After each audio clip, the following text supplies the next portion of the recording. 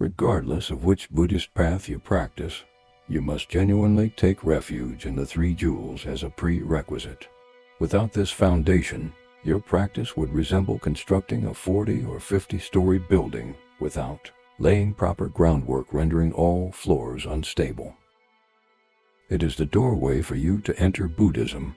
Generally speaking, numerous differences in view and practice exist between Buddhist and non-Buddhist paths.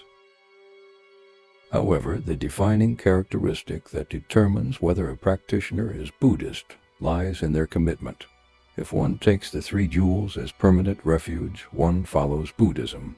If not, one follows a non-Buddhist path. It is crucial to understand the true meaning of taking refuge. To take refuge in the three jewels, we must first recognize the Buddha as our root teacher and resolve to follow and practice the path that the Buddha revealed.